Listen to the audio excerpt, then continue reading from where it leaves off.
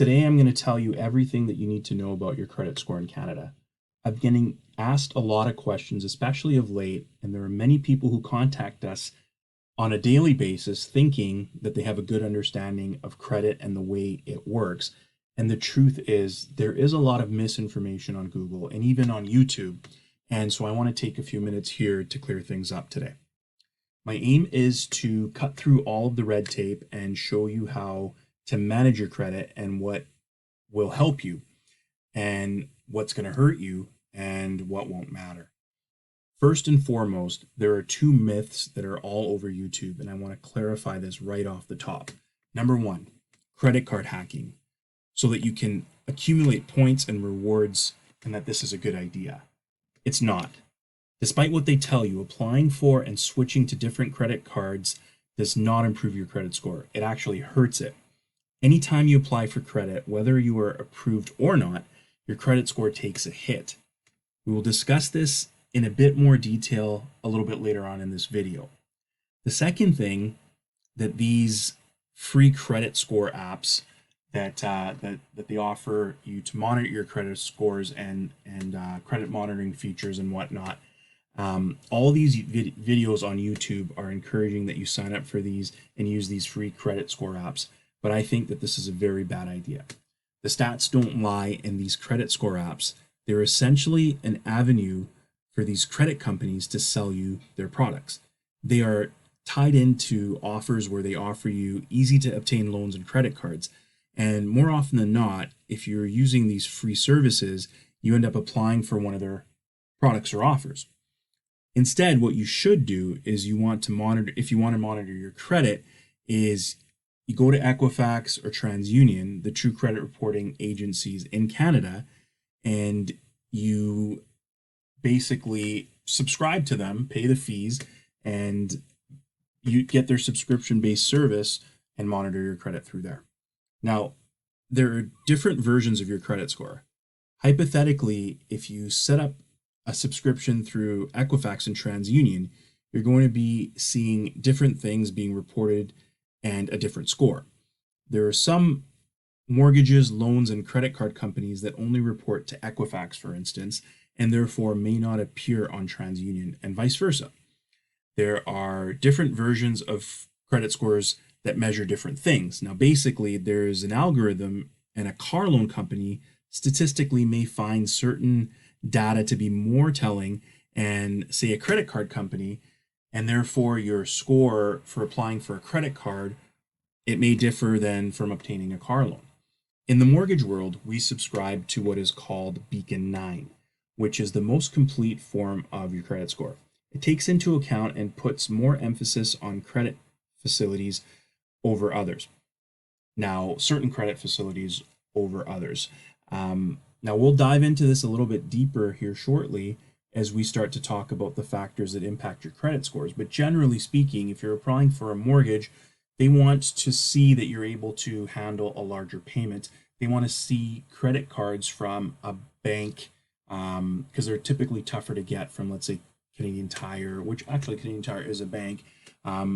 Historically, though, it's been known to be one of the easier credit grantors, especially when you're trying to get a start. So if you don't have a ton of credit, pro tip, maybe try to get in with Canadian Tire. And now that they've got their bank designation, it actually has more credit, more worth to it than, let's say, a Capital One credit card, for example. Moving along. So what are the top 5 things that affect your credit score? Number one, your payment history. Now, it sounds exactly like it is. Your history of making your payments on time. This accounts for roughly 35% of your overall credit score. Missed payments will remain on your credit report for a period of about 7 years. Now, there are different degrees of missed payments. You can be 30 days late, 60 days late, 90 days late, 180 days late, etc. Now, there's a little bit of a code.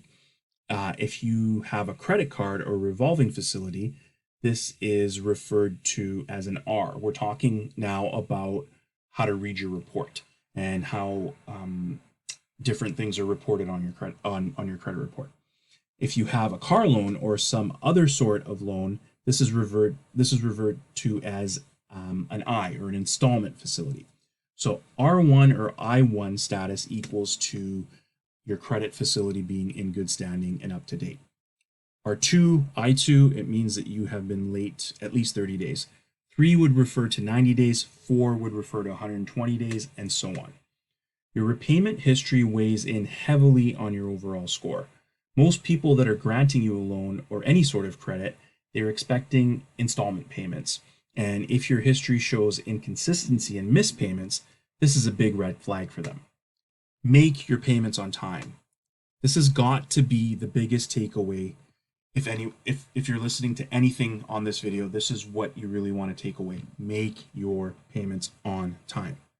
If you are 180 days or more late on your payments, this is at around the R6 mark, and this is when most credit card companies will start to involve collections, and you will start to get phone calls.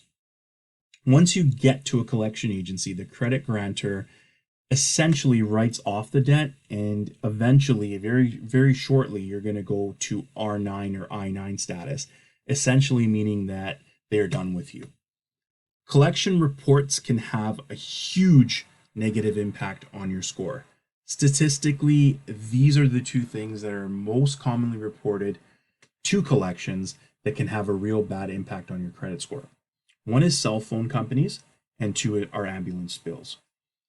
If you are in dispute with a phone company and you disagree with them, your best move from a credit perspective is to pay them and then continue your dispute with them.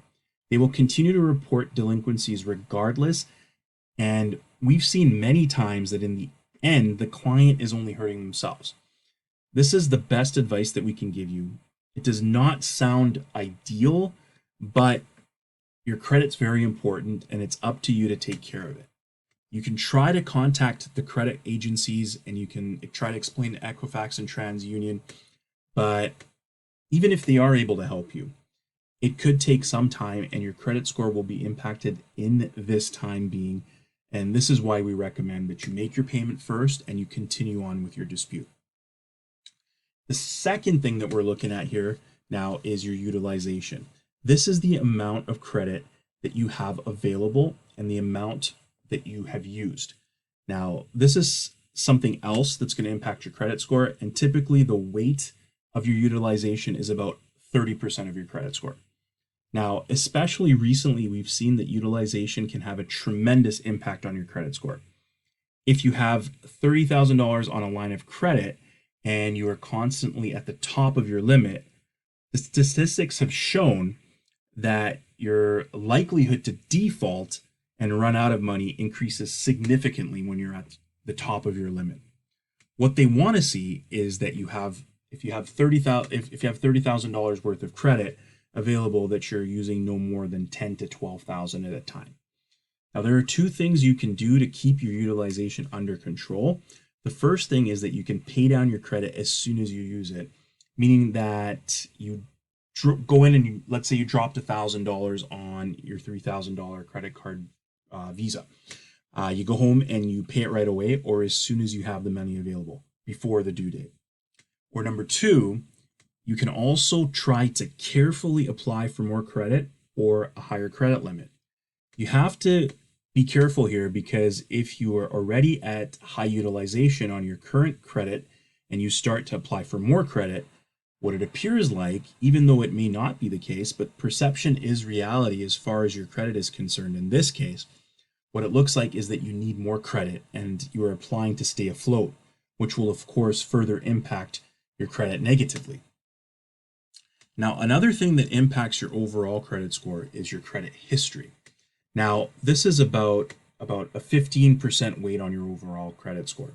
And the biggest takeaway from this is that you want to keep your oldest credit cards and lines of credits open, even if you do not use them. Now, let's say that your first Bank of Montreal card or Capital One credit card, or even the MBNA credit card that you got at the hockey game when you were 18 years old, that you haven't used for over 10 years or so, or even more. Now you're thinking about closing these down. This is not a good idea, because what this does is that it actually impacts your credit history. Public records is the 4th thing that impacts your overall credit score. And what they are collections and bankruptcy history and filings. Now, this has about a 10% impact on your overall credit score. But if you have gotten to the point where there is a public record or collections, there's a really good chance that this is going to completely annihilate your credit and your overall score and credit worthiness going forward. You're looking at about a 7 to 10 year rebuilding process of your credit history. As far as credit is concerned, you need to make sure that you do everything that you possibly can to avoid having a public record reported on your credit history. You have to do what you can to avoid this. There are some consumer proposal companies and credit counselors that tell you that this is better than a bankruptcy, and that very well might be the case. We have had some clients who have done everything they can to avoid filing for bankruptcy and even a consumer proposal, and it's been a longer road to credit repair than those that have actually filed for credit counseling, credit consumer proposals, and bankruptcy. Mind you, if a mortgage is involved in any of these public records, this, from our experience, has shown to have the most deepest impact. So if you were late on your mortgage payments versus, say, a Canadian Tire credit card, the mortgage would have a much deeper impact, and it would be a much longer road and more difficult road for you to come back from. Now, if you're only 2 or 3 months behind, you do not want to file for a consumer proposal or a bankruptcy. We've seen people who owed $10,000 and were advised to file for bankruptcy. Not good advice in our opinion. Number of inquiries is the fifth thing that impacts your overall credit score, and it has a weight of about 10% on your overall score. Now, this is an often misunderstood concept. The number of inquiries is often very misunderstood. For this reason, earlier we mentioned that we are not fans of credit hacking. Now, we've seen situations where someone has had excellent repayment history, has had low debt utilization, really good credit history, and no public records, and their score was not where you would expect it to be. But then when you look at the number of credit inquiries, because they've tried to do some credit hacking, or people who like to go in and shop and let anyone and everyone pull their credit, car dealerships, home renovation companies, appliance companies, etc., this type of behavior has a negative impact on your credit score. Now, there's a fine line here when you do need credit, such as you're shopping for a new car or a mortgage. You're allowed to have a certain number of inquiries per year for shopping purposes. There are also such things as soft pulls and hard pulls. The soft pulls don't impact your credit, only the hard ones do. Now, let's put this into perspective. Let's say that you have a 750 credit score and you are looking to buy a house and you get a few credit inquiries. It's not going to knock your credit score all the way down to 620. It might knock it down to, let's say, 740, but then after a month or two, your score will likely go back up. Now, you want to have two credit facilities, either credit cards or lines of credits, with at least a $2,500 minimum credit limit. Now, if you don't have this, then you might want to apply for more or ask for a credit limit increase from your current provider. On the topic of credit scores, there's a lot of misinformation out there. So let's try to clarify that in Canada, what's considered a good credit score. Well, anything above 680 is considered good. You typically qualify for the best rates and terms, as well as higher debt service ratio calculations when it comes to mortgages. So if your score is 680 or above, and you don't really have to worry too much. You're going to qualify for the best of everything, and you're going to qualify for the most, especially when it comes to mortgages. Now, if your score is between 620 and 679, this is where things get a little bit gray. You likely won't be paying much higher in terms of interest rates, but you may not qualify for as big of a loan, for example. Under 620, this is where we start running into some issues. With lenders granting credit, it's harder to get a loan, and therefore your rates are likely going to be going up. You're paying a bit of a premium. Now, 550 to 620, you can do some work to get your scores up. There are some subprime lenders that lend in this realm. Again, you're looking at potentially higher rates and probably looking at paying fees to take on the quote-unquote risk. Now, if you're below 550, you have your work cut out for you, and you're looking at years versus months to improve your score and get it back to par. Wrapping this all up, number one, always make your payments. Number two, keep your utilization low. And number three, don't cancel your old credit cards and lines of credits. As long as there are no fees, keep them. And number four, only apply for credit that you need. Again, 2 trade lines, minimum $2,500 limit each. If you don't have this, then you want to try to get more and get to this. I hope this information is helpful. If you have questions, feel free to leave them in the comments below. Feel free to share this with those that you think that will also find this helpful. And of course, please like and subscribe. Thank you for your time.